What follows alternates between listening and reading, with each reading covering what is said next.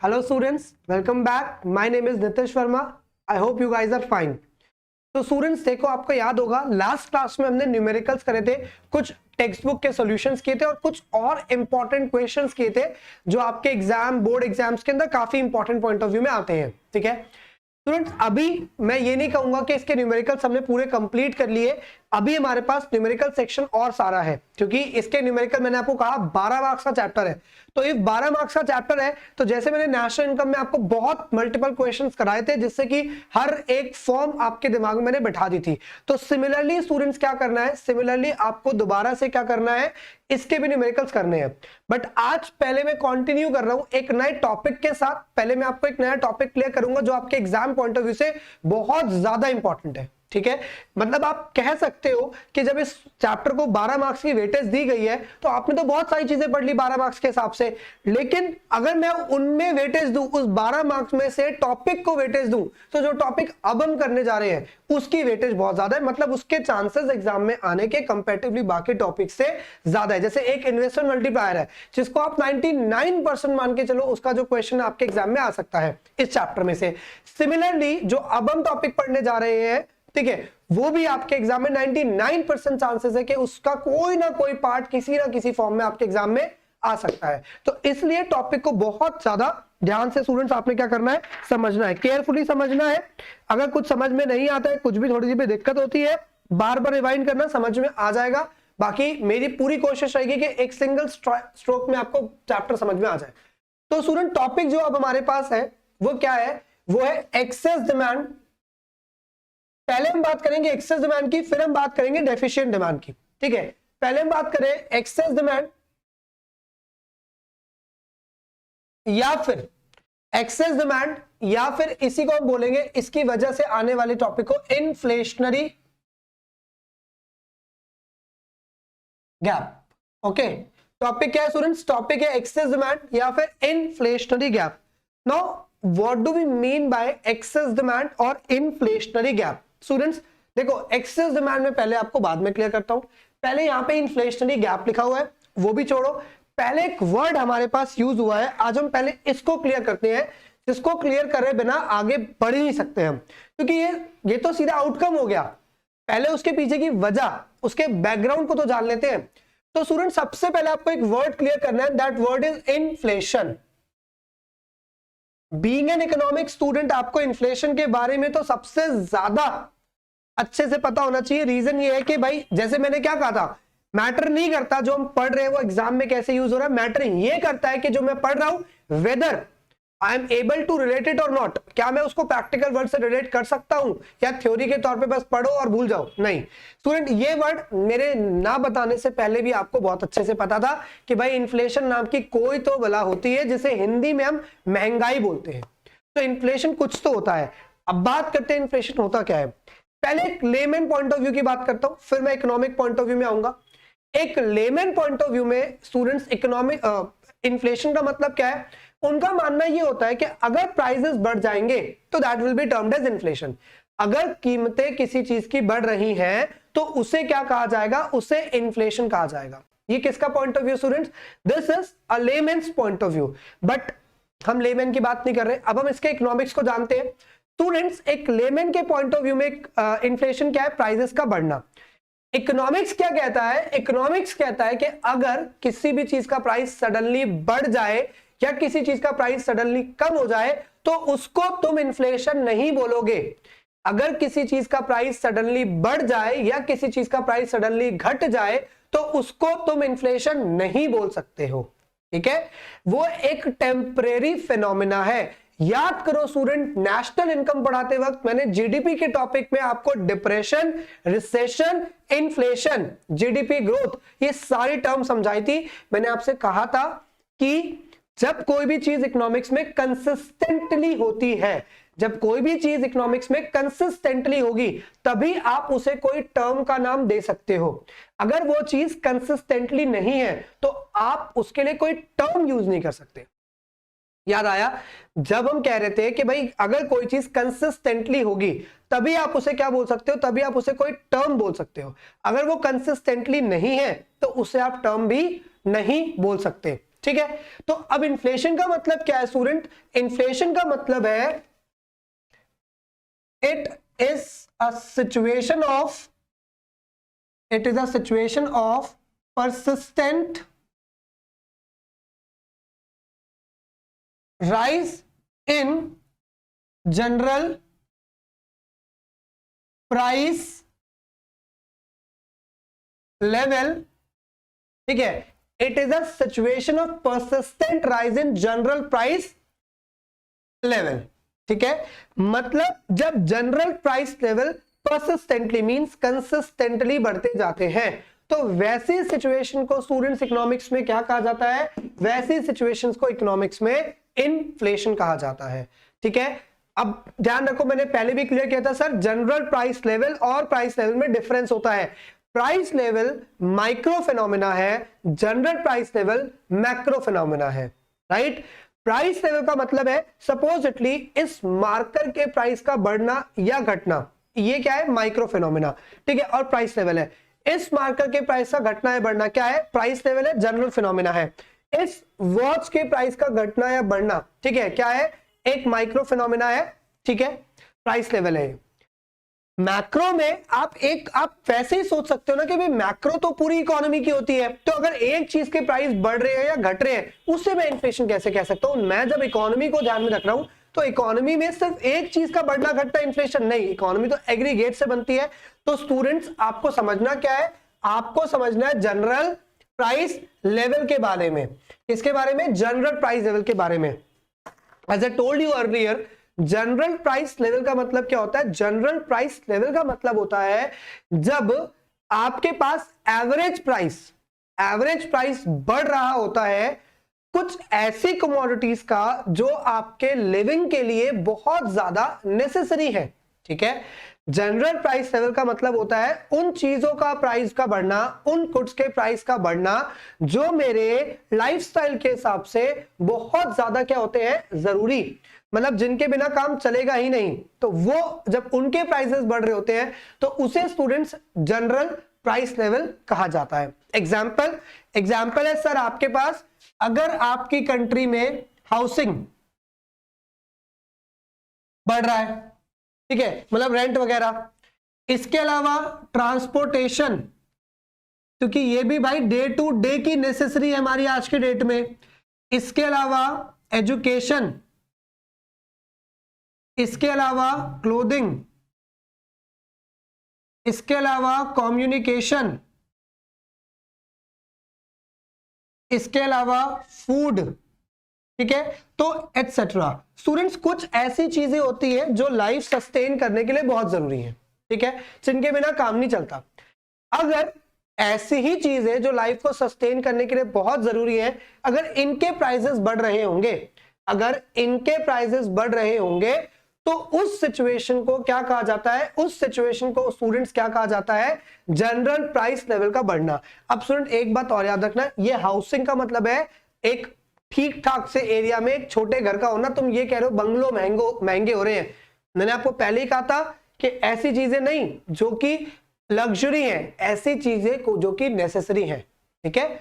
इसके अलावा ट्रांसपोर्टेशन, अब तुम बोलो फ्लाइट की टिकट महंगी हो रही है, फ्लाइट नहीं, एक रेगुलर बेसिस पे जो हम मिडिल क्लास, मतलब हम बेसिकली देखो रिच जो है, सुपर रिच जो है, उनके हिसाब से तो महंगाई क्या ही है। एक फॉर एग्जांपल मैं बात करूं मिस्टर अंबानी, मिस्टर अदानी, ठीक है, या फिर मिस्टर बिरला, या फिर मिस्टर मित्तल, इनकी मैं अगर आपसे बात करूं, इनके अकॉर्डिंगली अगर चीजों के प्राइसेस बढ़ भी जाते हैं, फॉर एग्जांपल मान लो मैं आपसे कहता हूं कि रेलवे या फिर फ्लाइट के टिकट मान लो 5,000 से बढ़ के 5,500 हो गई, सो मिस्टर अंबानी को कैसे इफेक्ट करेगा? उनका तो खुद का चार्टर्ड प्लेन है, उनके पास तो खुद का प्लेन है, तो उनको क्या इफेक्ट पड़ रहा है?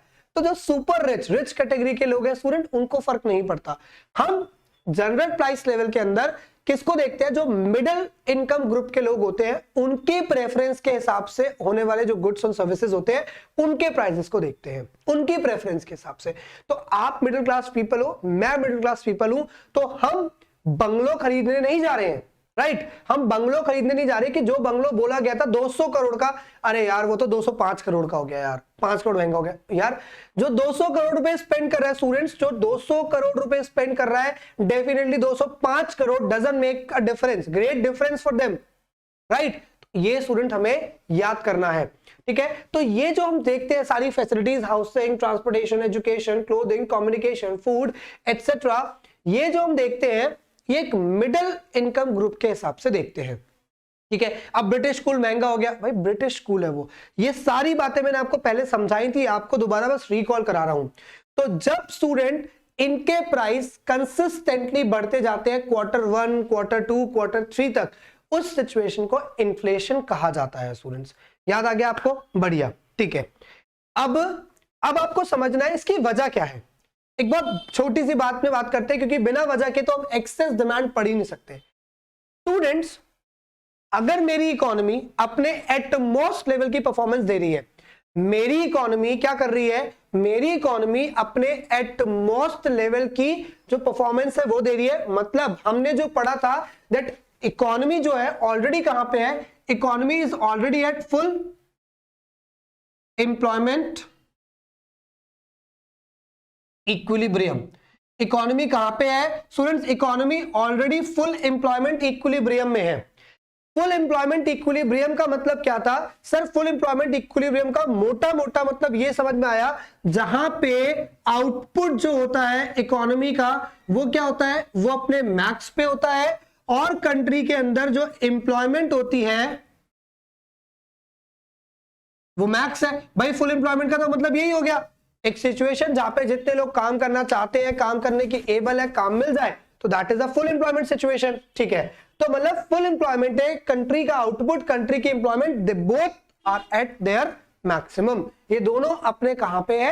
ये दोनों अपने मैक्सिमम पे है, ठीक है। अब स्टूडेंट्स, अगर इनके मैक्सिमम पॉइंट के बाद भी अगर एग्रीगेट डिमांड क्या हो जाए, एग्रीगेट डिमांड ज्यादा हो जाए, किससे? एग्रीगेट सप्लाई से। अगर इनके मैक्सिमम होने पर भी अगर आपका एग्रीगेट डिमांड ज्यादा हो जाए एग्रीगेट सप्लाई से, तो उस सिचुएशन को स्टूडेंट फुल एम्प्लॉयमेंट इक्विलिब्रियम के सिचुएशन माना जाता है, ठीक है। मेरी बात समझना, उस सिचुएशन को हम क्या कहते हैं? उसी सिचुएशन को हम कहते हैं इन्फ्लेशन, ठीक है। जब फुल एम्प्लॉयमेंट इक्विलिब्रियम जहां पे है उसके बाद भी एग्रीगेट डिमांड ज्यादा हो जाए एग्रीगेट सप्लाई से, तो उसी सिचुएशन की वजह से इन्फ्लेशन आ जाता है। क्योंकि अगर मैं आपसे कहता हूं, समझने की कोशिश करो, अगर मैं आपसे कहता हूं कि इकोनॉमी को 100 यूनिट्स की रिक्वायरमेंट है, ठीक है, मतलब इकोनॉमी 100 यूनिट्स प्रोड्यूस कर सकती है, इकोनॉमी 100 यूनिट प्रोड्यूस कर सकती है मैक्सिमम कैपेसिटी पे, और इकोनॉमी 100 यूनिट बना ही रही है अपनी मैक्सिमम कैपेसिटी पे, बट स्टिल इसके बाद भी अगर आपकी जो डिमांड है वो बढ़ जाए, आपकी इकोनॉमी की डिमांड इसके बाद भी बढ़ जाए, तब क्या होगा? तब इकोनॉमी में सिर्फ और सिर्फ क्या आ सकता है स्टूडेंट्स? तब इकोनॉमी में आएगा इन्फ्लेशन। क्योंकि जब प्रोड्यूसर्स के पास बेचने के लिए सामान ही नहीं होगा तो वो क्या करेंगे? वो एग्जिस्टिंग चीजों के प्राइसेस को बढ़ा देंगे, क्योंकि उनको पता है यार मैं बेचूं कहां से, बेचने के लिए मेरे पास होना भी तो चाहिए, सब मेरे पास है ही नहीं तो मैं बेच नहीं सकता, तो मैं क्या करूं? तो मैं सिंपली ये कर सकता हूं कि मैं डिमांड को रोकने के लिए प्राइसेस को बढ़ा सकता हूं। तो जब आपका आउटपुट और एम्प्लॉयमेंट मैक्सिमम पे होता है, उसके बाद भी डिमांड बढ़ रही होती है, तो उस सिचुएशन में इकोनॉमी कहां पे पड़ जाती है? इकोनॉमी फंस जाती है स्टूडेंट इन्फ्लेशनरी ट्रैप के अंदर, क्योंकि वहां पे economy has no choice rather than to increase the general price level, कि लोगों के पास अफोर्डेबिलिटी बहुत ज्यादा है, ठीक है। अब हमें और डिटेल में नहीं जाना कि इसकी क्या वजह होती है, डिमांड क्यों बहुत ज्यादा होती है, बस एक सिंपल सी बात याद रखनी है भाई, आप किसी भी चीज की डिमांड कब करोगे? आप किसी भी चीज की डिमांड तब करोगे जब आपके पास इनकम ज्यादा हो जाएगी। आप किसी भी चीज की डिमांड ज्यादा कब करोगे? भाई सिंपल है, जब आपके पास डिमांड ज्यादा होगी। कब? जब आपके पास इनकम है। मेरे पास जेब में कैश है तभी तो मेरी ऐश है, राइट? मतलब जब मेरे पास इनकम ज्यादा है तभी तो मैं खरीदूंगा। मुझे ये कैमरा खरीदना था, 50,000 का था, मैंने कहा 50,000 का क्यों, 75 का खरीदूंगा, बहुत पैसा है मेरे पास। लैपटॉप खरीदा था, 30,000 में काम बन रहा था, मैंने कहा नहीं यार 30,000 कौन लेगा, 1 लाख का लूंगा एट मोस्ट बेस्ट। मैं यूज कर पाऊं या ना कर पाऊं मेरी सरदर्दी नहीं है, मेरे को चाहिए महंगा, मेरे पास पैसा है। तो जब आपके पास पैसा ज्यादा होता है, इनकम ज्यादा होती है, तो आप जो चीज 5 रुपए की आती है उसको 10 या 15 में भी खरीदने को रेडी रहते हो। तो इनकम ज्यादा है, मतलब पूरे देश के अंदर लोगों के पास इनकम, जब एक इंसान के पास इनकम ज्यादा होगी तो वो इन्फ्लेशन कर ही नहीं सकता। मतलब एक एवरेज में मेजॉरिटी ऑफ पॉपुलेशन के पास क्या है, इनकम ज्यादा है, पैसा ज्यादा है, तो दे टेंड्स टू डिमांड मोर, जिसकी वजह से वो क्या करते हैं, जिसकी वजह से वो डिमांड बहुत ज्यादा करते हैं।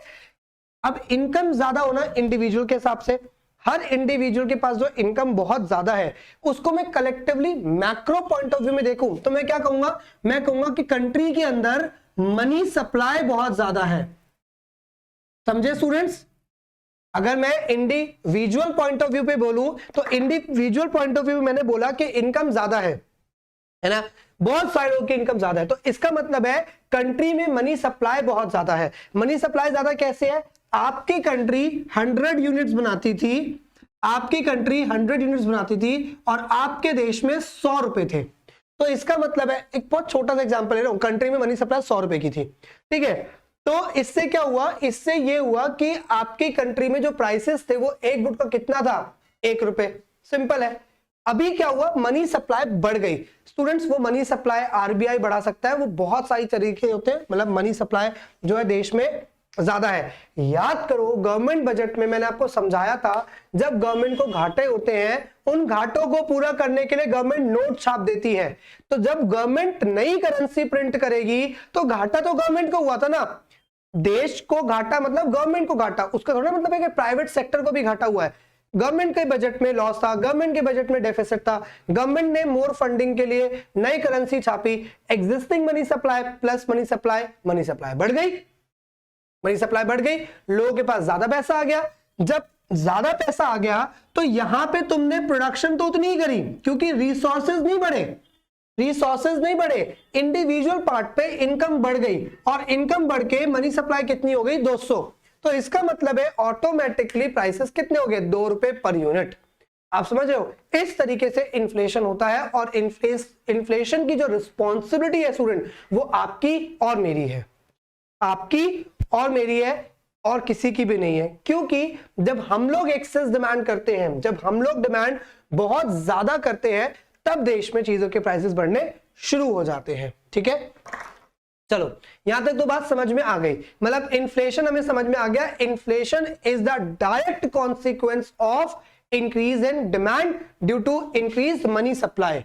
इन्फ्लेशन जो है वो एक डायरेक्ट कॉन्सिक्वेंस है डिमांड का बहुत ज्यादा हो जाना। कौन सी डिमांड, एग्रीगेट डिमांड स्टूडेंट। तो इसीलिए मैंने आपसे क्या कहा, इसीलिए मैंने आपसे कहा कि भाई अगर अनियन के प्राइस बढ़ जाते हैं, पोटैटो के प्राइस बढ़ जाते हैं, टमाटो के प्राइस बढ़ जाते हैं, जो कि ऑफ्टनली हमको हर साल आजकल देखने को मिलता है कि हर साल हमें पता चलता है कि भैया आज प्याज महंगा हो गया, तो लोग क्या बोलते हैं, लोग बोलते हैं महंगाई हो रही है भैया, प्याज महंगा हो रहा है। नहीं, प्याज सिर्फ एक कमोडिटी है यार, आप उसके बेसिस पे पूरी इकोनॉमी को जज नहीं कर सकते।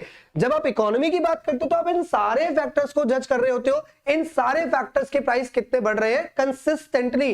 सडन प्राइस बढ़ना, सडन प्राइस घटना is not an economic phenomena that can be due to any of the reason. For example से मेरे को अभी कुछ भी नहीं पता, मुझे इतना पता है प्राइस, प्याज के प्राइस बढ़ गए, मैं नॉर्मल डिमांड सप्लाई को अप्लाई करता हूं, मैं यहाँ पे किसी भी तरह की गवर्नमेंट या किसी ट्रेडर को मैं कोई रिस्पॉन्सिबिलिटी नहीं दे रहा, बहुत क्लियर पिक्चर है, डिमांड सप्लाई जो इकोनॉमिक्स की पढ़ी वो यूज करूंगा। ठीक है, मैं अभी इकोनॉमी के फेलियर्स की बात ही नहीं करता। मेरे को पता चला कि भाई प्राइस प्याज के बढ़ गए हैं, हमें पता है रेट किसी चीज का कब बढ़ता है, कब बढ़ता है, या तो उसकी डिमांड बहुत ज्यादा हो जाती है या सप्लाई कम रह जाए, तब भी हो सकता है। जैसा कि मास्क सैनिटाइजर के केस में हुआ कि डिमांड बढ़ गई थी और सप्लाई तो कम थी ही थी, तो रेट बढ़ गए थे। तो यही सिचुएशन है स्टूडेंट। मान लो इस साल अनियन के प्राइसेस बढ़ गए क्योंकि इस साल का क्रॉप प्रोडक्शन उतना अच्छा नहीं हुआ कोविड-19 की वजह से, कोविड-19 की वजह से उतनी प्रोडक्शन नहीं हो पाई। ठीक है, तो उस केस में क्या होगा, उस केस में प्राइसेस बढ़ जाएंगे क्योंकि मार्केट तक माल ही नहीं पहुंचा, सप्लाई ही नहीं है, लोग तो खरीदना चाहते ही हैं, तो प्राइस बढ़ गया। तो एक गुट का प्राइस बढ़ने को आप क्या कह दोगे, इन्फ्लेशन? नहीं कह सकते ना। तो इन्फ्लेशन में हम सारी चीजों को लेते हैं, ये चीज याद रखना है। खुद तो आपको अपने आप को करेक्ट करना ही है, बाकी जब आसपास लोग डिस्कशन कर रहे हैं उनको भी समझाना है कि भाई ये सिर्फ पेट्रोल का प्राइस बढ़ जाना, सिर्फ प्याज का बढ़ जाना, ये देश में इन्फ्लेशन नहीं पैदा करता। एक ही चीज महंगी हो रही है, एवरेज प्राइस जब सब कुछ महंगा होगा तब दिक्कत आएगी। सिर्फ 2 रुपए प्याज महंगा हो जाएगा तो उतना बड़ा दिक्कत नहीं आएगा आपको भी, राइट। हम मिडिल क्लास है, लेकिन ये नहीं कि 2-2 रुपए के पीछे लड़ने पहुंच जाएंगे, ठीक है, ऐसा नहीं होता और 2 रुपए का प्याज बढ़ भी गया, 5 रुपए का बढ़ भी गया, 60 का भी हो गया, सिर्फ वो ही महंगा हुआ है स्टूडेंट्स, बाकी और चीजें भी है तुम्हारी लाइफस्टाइल को चलाने के लिए। तो जब वो लाइफस्टाइल जो कि नेसेसरी है उन सबके बढ़ाएंगे प्राइसेस, तब आएगा इन्फ्लेशन। ठीक है, तो इन्फ्लेशन मींस एग्रीगेट डिमांड का बढ़ना, और एग्रीगेट डिमांड कब बढ़ती है, जब आपकी मनी सप्लाई देश के अंदर बढ़ जाती है, और मेनली एग्रीगेट डिमांड बढ़ जाती है बट सप्लाई नहीं बढ़ पाती, तब आपकी इकोनॉमी में क्या हो जाता है, तब आपकी इकोनॉमी के अंदर इन्फ्लेशन हो जाता है।